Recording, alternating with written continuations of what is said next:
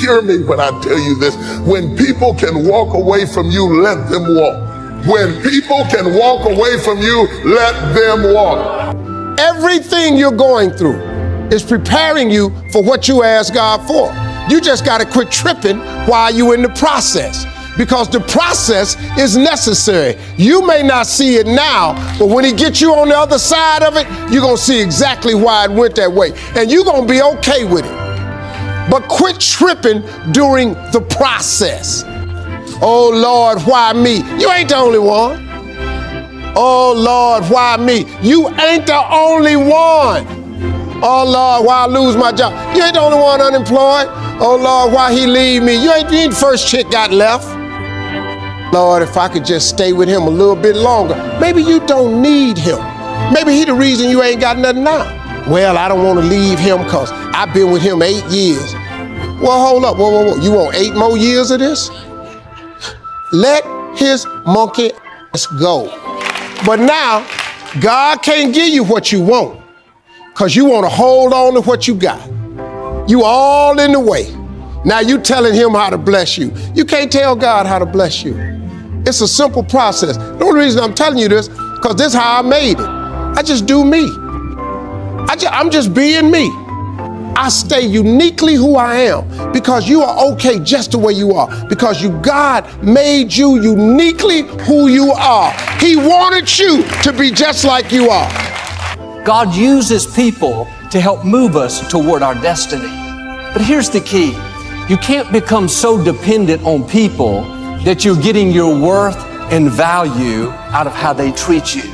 It's easy to become addicted to compliments, addicted to encouragement, addicted to them cheering you on. Now you rely on them to keep you feeling good about yourself, to always be there to validate you, to make you feel approved.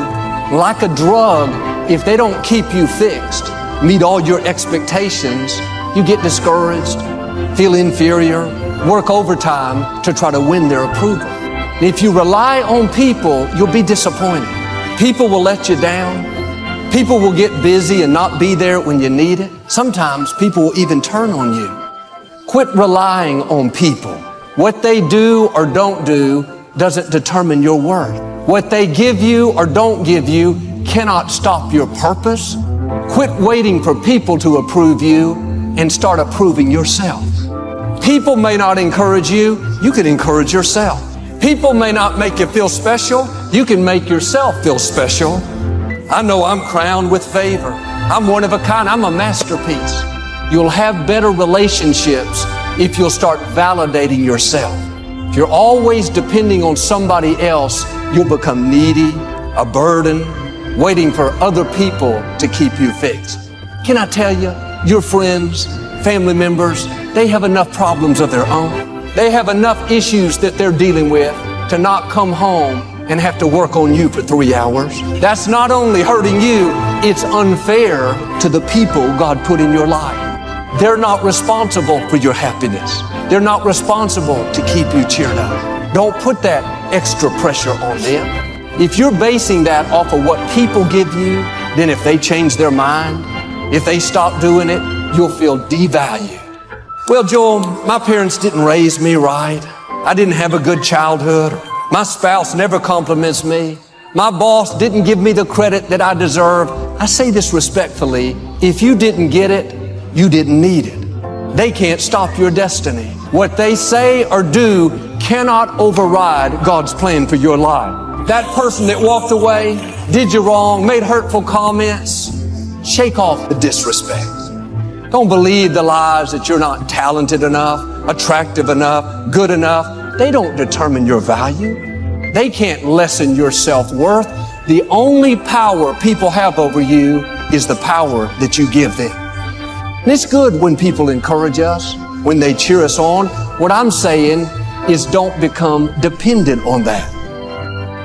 If you'll start passing these tests, not relying on people, you'll not only live more confident, more secure, but I believe and declare you're going to overcome obstacles that looked insurmountable, accomplish dreams that seemed impossible, and reach the fullness of your destiny. I can't tell you if you don't get anything else, you have to look at your relationships and you've got to ask yourself the question, what is this relationship doing to me?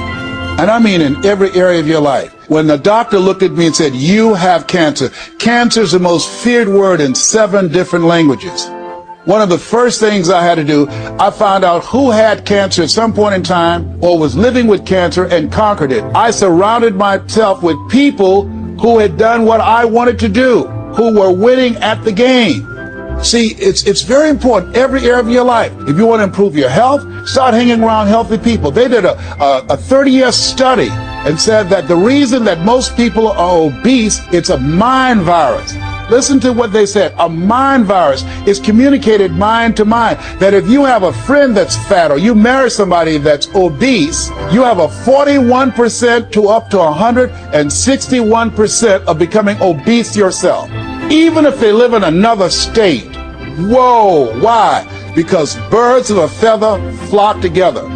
Never forget, high school teacher Mr. Leroy Washington said, Mr. Brown, if you run around with 9 broke people, I guarantee you'll become number 10.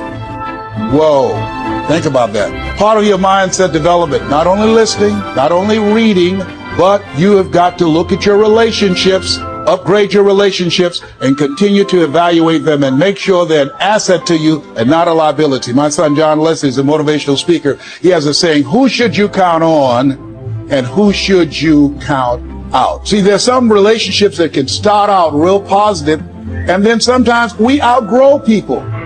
Have you ever outgrown someone? Somebody you used to be close to, used to be your bosom buddy, and then you haven't been together for a time, and then when you get together, you have absolutely nothing in common.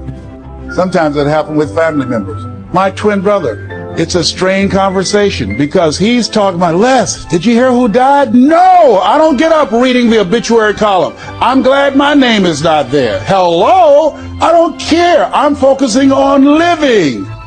Our conversations are so different. Isn't it interesting how you could be raised in the same family, same circumstances, by the same parents and end up dramatically different? It's called life. Never underestimate the power of influence. What an important statement. The influence of those around us is so powerful. Many times we don't even realize we're being strongly influenced because it generally develops over an extended period of time. If you're around people who spend all they make, chances are excellent that you'll spend all you make. If you are around people who go to more ball games than concerts, chances are excellent that you'll do the same.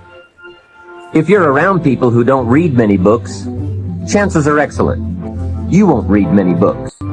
People around us can keep nudging us off course, a little at a time, until finally, 10 years from now, we find ourselves asking, how did I get here? Those subtle influences need to be studied carefully if we really want our lives to turn out the way we've planned. Of course, you must be the judge. You must determine whether the situation and the people call for disassociation or limited association.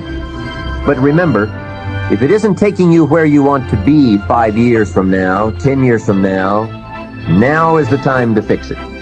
Spending more time with the right people. People of substance and culture. People who understand philosophy and discipline. People of accomplishment and character.